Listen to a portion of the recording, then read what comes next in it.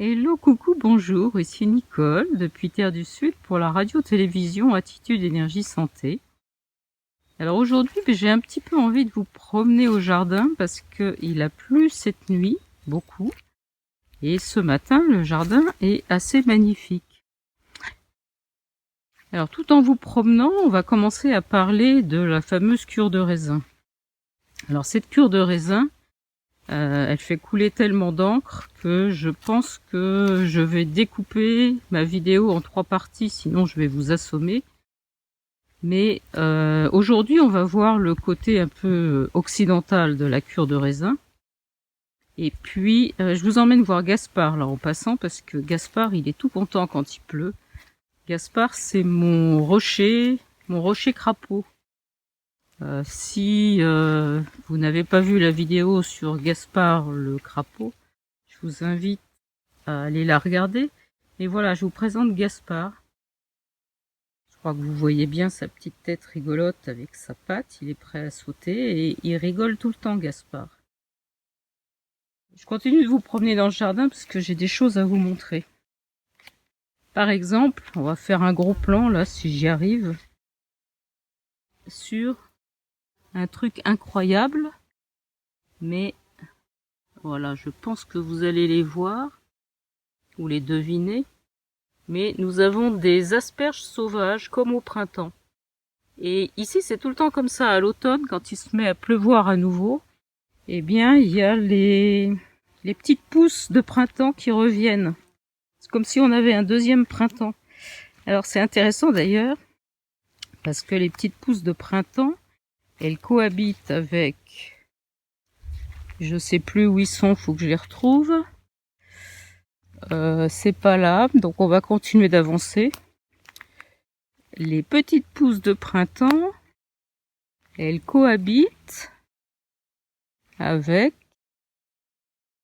ils vont se cacher, je vais plus, ah ça y est, je les ai trouvés.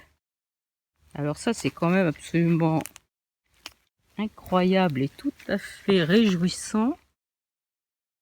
Des petits bolets méditerranéens qui viennent de sortir. Ils sont 3, ils sont tout mignons.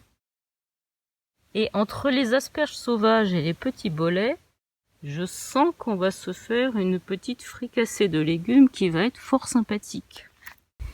Voilà, mais je vais aller poser le téléphone sur le pied et je vais continuer la vidéo sur le raisin.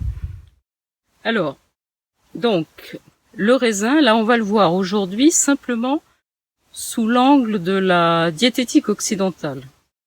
Qu'est-ce qu'il y a comme macronutriments, comme micronutriments, comme antioxydants dans le raisin et de quoi peut-on bénéficier en faisant une cure de raisin, bien d'une journée, 3 jours ou plus si on le souhaite. Donc le raisin, c'est simple. Si on prend 100 grammes de raisin, pour aller vite, c'est 80 grammes d'eau, 15 grammes de glucides, pratiquement que des sucres rapides, et 1,5 g de fibres, et le petit peu qui manque, ce sont toutes les vitamines, les minéraux et les antioxydants. Donc vous voyez que là, on comprend bien où sont les problèmes qui ont fait que certaines personnes se sont élevées contre la cure de raisin, parce qu'en fait, on se retrouve face à un aliment qui est extrêmement sucré, avec des sucres rapides. Alors, si on compare le raisin noir et le raisin blanc, le raisin noir, la grosse différence entre les deux, c'est que le raisin noir va être beaucoup plus riche en antioxydants. Le raisin noir est riche en flavonoïdes, en anthocyanines et en ce fameux resveratrol dont on parle beaucoup en ce moment, qui pourrait être un protecteur intéressant par rapport au cancer et surtout l'appareil cardio-circulatoire. Donc extrêmement intéressant au niveau santé. Et donc la grosse différence entre le raisin blanc et le raisin noir, c'est que le raisin blanc est évidemment beaucoup moins riche en antioxydants et il est encore plus riche en sucre et un peu moins riche en fibres. Donc il est quand même vraiment moins intéressant. Après, est-ce que c'est possible ou pas pour quelqu'un qui a une difficulté de gestion avec le sucre, qui a tendance à avoir une trop grande sensibilité au sucre, est-ce que c'est une bonne idée de lui proposer une cure de raisin? Ce qu'il faut comprendre, c'est que ce sucre, qui est quand même effectivement représente 15 grammes pour 100 grammes, il n'est pas tout seul, il est associé à des fibres. Et 1,5 g de fibres pour 100 grammes, c'est une grosse quantité de fibres. C'est-à-dire que quand on va consommer le raisin en grappe, et que le sucre est associé aux fibres, il va être délivré très lentement dans le sang. Et de ce fait, ça va pas forcément être une difficulté, même pour un diabétique. Simplement, ça va lui apporter une énergie par le sucre qui va être répartie régulièrement sur toute la journée. Donc c'est pas forcément une contre-indication. Par contre, si au cours de cette cure de raisin, vous avez envie de vous faire des smoothies ou des jus pour varier un peu les choses, là, ça va être très difficile parce que le sucre va être délivré par à-coups chaque fois que vous avalez, que vous prenez un verre de jus de raisin. Donc ça serait contre-indiqué. Et c'est d'ailleurs indiqué pour personne. La cure de raisin, elle n'a de sens que si on la fait avec le raisin en grappe. Ce d'autant que dans le raisin, il y a la peau et il y a les pépins. Et toute la zone autour de la peau est extrêmement riche en antioxydants. Et vous savez que les pépins sont eux aussi très riches en antioxydants et en vitamine E.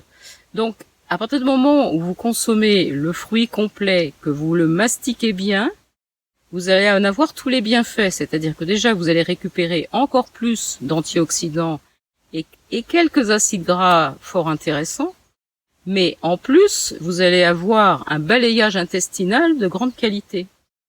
Donc en fait, c'est une cure qui paraît, comme ça, relativement intéressante. Alors, je vais terminer aujourd'hui sur le raisin avec simplement l'apport de la diététique occidentale. Dans une vidéo suivante, on verra l'apport de la diététique chinoise. Et puis, on verra également après comment gérer cette cure de raisin en fonction des différentes typologies. Et en bout de course, je vous dirai ce que je pense de la cure de raisin. En attendant, je vais vous proposer une recette que j'aime vraiment beaucoup, mais qui ne peut se réaliser que si vous avez un blender extrêmement puissant.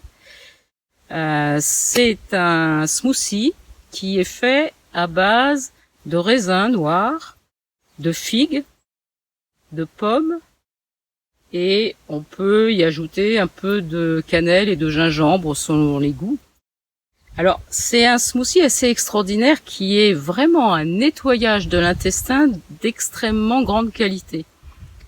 Mais pour pouvoir réaliser ce smoothie, malheureusement, il n'y a pas d'autre solution que d'avoir un blender très très puissant, parce qu'il faut arriver à écraser, à éclater les pépins et les grains de la figue.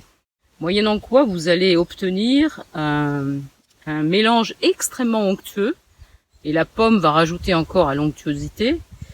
Donc vous bénéficiez des pépins du raisin, de toute la richesse en vitamines minéraux du raisin, des grains de la figue et toute sa richesse aussi en minéraux, plus la pomme qui va apporter de la pectine et de l'acide malique. Et avec ça, vous avez vraiment à la fois comme un baume sur toute la muqueuse intestinale et même de l'estomac, et en même temps un grand nettoyage au fin fond des villosités intestinales.